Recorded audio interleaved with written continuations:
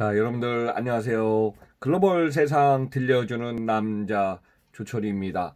자, 2020년 10월 23일 금요일 아침 방송 시작하겠습니다. 자, 오늘은 제가 아침에 이른 시간에 차가 와서 또 지방을 좀 가야 되기 때문에 자, 새벽에 일찍 방송을 좀 시작하겠습니다. 여러분들 오늘 하루도 즐겁고 행복하게 건강 지키면서 출발하겠습니다. 자, 세상의 흐름과 변화가 참 빠릅니다. 자, 벌써 올해도 10월 23일을 맞이해서 앞으로 이제 한 달, 두 달 조금 더 남았네요. 그리고 뭐 한 10일 후가 되면은 벌써 이제 미국의 대통령 선거가 있네요. 자, 오늘 미국의 얘기를 좀 하겠습니다. 자, 기존의 자동차 시장은 화석 연료를 중심한 차고요. 앞으로 전기차 시장은 차세대는 갈 수밖에 없습니다. 그래서 전기차 시장의 최근 속보입니다. 테슬라의 3분기 매출 10조 원 사상 최고치를 기록했습니다. 자, 두 번째 소식은 2030년 전기차 시장 규모 중에 30% 비중을 차지할 것으로 예상됩니다. 자, 세 번째 내용은요. 프라이스 워터 쿠퍼스의 팀 라이언 회장이 현재 시장은 초경쟁 시대라고 예언했습니다. 저도 올해는 초프라이스 가격 경쟁 시대라고 표현했듯이 앞으로 시장 올해가 1년이 지나가고 나면 내년에는 다양한 업종의 사업권 직업들이 없어지든가 새로운 직업, 신 비즈니스가 나오면서요. 새로운 패러다임이 크게 바뀔 걸로 예상하고 있습니다. 자, 세 번째 키워드를 중심으로 점검해 보겠습니다. 첫 번째, 테슬라 3분기 매출 10조 원, 사상 최고치를 갱신하고 있습니다. 자, 전기차 업계 리더 기업인요. 미국의 테슬라가 올해 사상 최대치인 매출을 3분기에 올렸습니다. 그래서 지금까지 5분기 연속 흑자 기록을 달성했고요. 10월 21일 3분기가 발표된 실적을 보니까요. 매출 87억 7천만 달러로 우리 돈 약 9조 9천억 원, 약 10조 원 정도네요. 10조 원의 매출을 올렸습니다. 그래서 지금 전년 동기간보다 39% 매출이 증가하고 테슬라의 CEO 알론 머스크가 그전에도 이제 항상 리더십을 발휘하면서 전기차 시장을 만들어 보겠다 했는데 로이터 통신의 3분기 매출을 보니까 87억 7천만 달러의 순이익 3억 3,100만 달러, 3,700억 원, 주당 이익률은 76센트를 차지하고 있습니다. 자, 3분기에 지금 납품된 차량 대수를 보니까요. 13만 9,300대. 올해 이제 납품 차량 대수도 사상 최대 규모고요. 2020년 올해 목표는 50만 대를 출하할 것을 목표로 하고 있습니다. 그래서 이제 보급형 SUV 모델 Y의 판매량도 확대시켰고 중국의 상하이 공장의 생산량이 증가한 것도 한 원인이 되고 있습니다. 이같이 테슬라의 이제 주가를 한번 제가 찾아봤습니다. 10월 22일 430.71달러.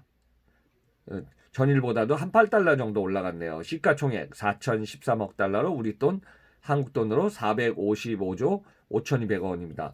자, 매출은 2018년 12월 말 결산에 24조 3,585억 원에서요. 작년 2019년 12월 30일 결산 보니까 27조 8,960억 원입니다. 그래서 올해 결산 보니까 뭐 한 30조 원은 그냥 무난하게 넘을 것 같고요. 올해 35에서 40조 원의 매출을 올릴 것으로 예상됩니다. 자, 올해 주가에 어느 정도 이제 주가가 올랐나 주가 등락폭을 한번 제가 서치해 보니까요. 1월 달에 100달러 선에 있던 주가가요. 3월에 200달러대, 8월에 300달러대가 오다가 8월 말 9월 초에는요. 최고치를 나타내서 500달러를 넘어갑니다. 그러다가 8월 20일에서 8월 하순에서 9월 초에 미국의 IT 6대주가 그냥 급등 급락하지 않았습니까? 그러다가 10월 달에는 380달러를 유지하다가 다시 오늘 그러니까 10월 22일은 430달러로 반등했습니다. 그러니까 올 연초 1월 달에 비하면은 거의 100달러가 430달러까지 올라간 게 지금 현 시점입니다. 그래서 이게 테슬라 3분기 매출 급등한 걸 보도했습니다. 자, 두 번째 소식입니다. 2030년 전기차 시장이 30% 비중을 차지한다. 자, 우리가 이제 가솔린 등의 경유를 이용한 자동차를 우리는 화석 연료를 이전한 차량이라고 그러는데요. 이 각국이 배출가스 규제를 강화하고 저탄소 배출을 중시하고 있습니다. 그래서 뭐 유럽 같은 국가들은 이제 전기차라든가 차세대 미래형 차들을 지금 개발해 갖고 친환경 차량을 지금 증가시키고 있고요. 가까운 일본만 해도 일본의 이제 차량도 보면 친환경 차량 중심으로 많이 오고 전기차도 많이 확대시켜 갖고 전기차를 주유하는 스테이션을 많이 보급시켜 놨습니다. 그래서 이제 가솔린 등유, 화석연료차의 주유소가 많이 없어졌거든요.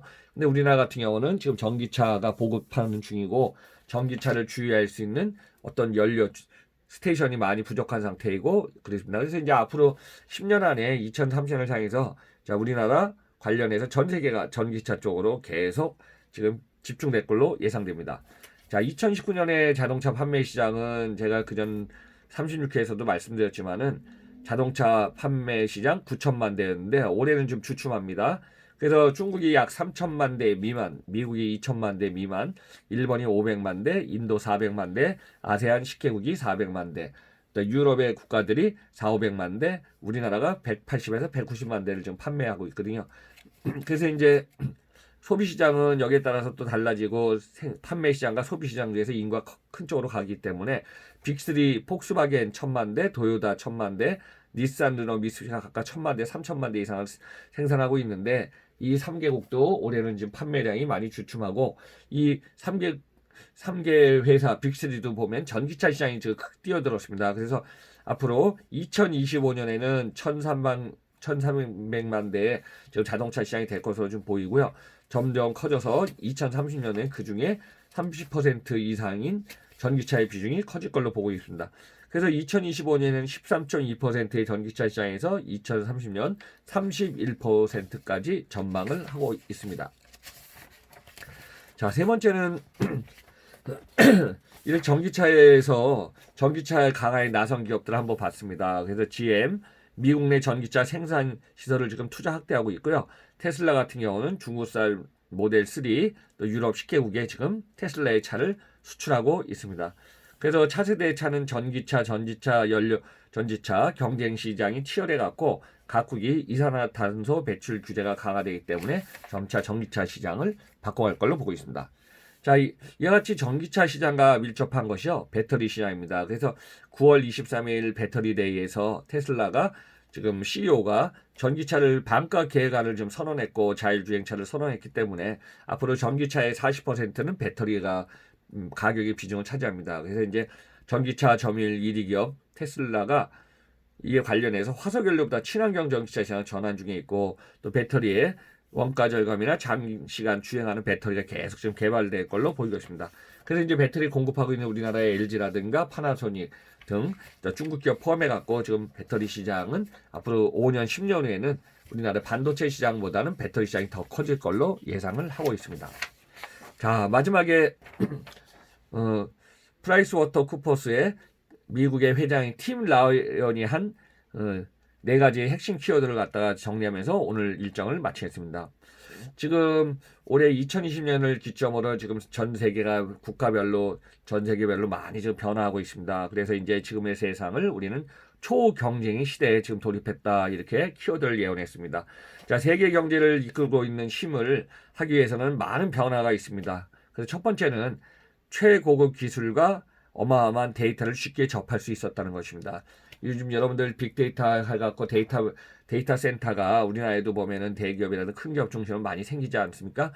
그래서 우리가 모여있는 수많은 데이터를 분석하고 고객 분석하고 고객에 대해서 필요한 걸 갖다가 고객 앞에 갖다 줄 수 있는 이런 시스템이나 4차 산업과 융합된 인공지능이라든가 그다음에 사물 인터넷, 미래의 로봇, 이런 것들이 다 결합 융합될 것입니다. 그래서 이제 많은 데이터가 우리 손에는 우리가 갖고 있는 스마트폰 안에서도 쉽게 접할 수 있는 세상이 되어버렸습니다. 두 번째 키워드는요, ESG, 환경, 사회, 공공, 거버넌스의 관련 영역에 엄청난 에너지들이 몰리고 있다는 겁니다. 자, 우리 이제 환경 부분이 왜 중요하냐면요. 여러분들 올해 보면 우리나라 태풍도 큰 피해가 입지 않았습니까? 자연재해 피해, 그 다음 북극과 남극의 해빙, 지구촌의 30%가 우리 대륙으로 되어 있는데 수면이 그러니까 해빙되면서 이제 지구촌이 수면이 수위가 상승하고 있습니다. 그래서 이제 범람하고 하다 보면 올해 이제 중국의 그 강도 범람하고 댐도 지금 붕괴 위험에 있다, 이 정도까지 해서 자연재해 관련해서 이제 환경 문제는 지구촌을 위협하고 상당히 중요합니다. 그래서 이제 환경과 관련된 용기 문제, 리사이클 문제, 자연재해 문제, 이런 문제가 너무 중요할 것 같습니다. 그래서 이제 개별 국가가 아니라 각국 지역사회가 이 관련된 영역의 모든 것들을 같이 공유하면서 같이 지켜나가야 될 걸로 보고 있습니다. 자, 세 번째 키워드입니다. 경제를 이끄는 힘이 젊은 세대로 전환하고 있다. 요즘 보면은 회사의 최고 경영자 CEO들도 보면은요, 30대, 40대 젊은 층으로 많이 변화하고 있습니다. 물론 이제 스타트업이라든가 새로운 신비즈니스를 창출하는 차세대 리더들 보면은 심지어는 20대 경영자도 나오고 있습니다. 그래서 이제 패러다임이 바뀌는 세대에 젊은 층이 이끄는 어떤 글로벌 경제의 힘, 이 연령층이나 패러다임이 많이 변할 걸로 보이고 있습니다. 자, 네 번째 키워드입니다. 시중에 엄청나게 풀린 유동성 자금입니다. 저는 이번에 조철희 박사는요, 개인적으로 한번 이렇게 제가 제언하겠습니다. 사실 올해 코로나가 1월까지는 예측을 못했지만은 올해 2020년 시작할 때 저도 작년에 다양한 인사이트나 예측치를 전망했는데요. 2008년도 글로벌 금융위기 이후에 올해는 진짜 10년 주기설로 돼갖고 글로벌 경제 금융시장이 상당히 지금 요동치고 힘들어질 거라고 예상을 했거든요.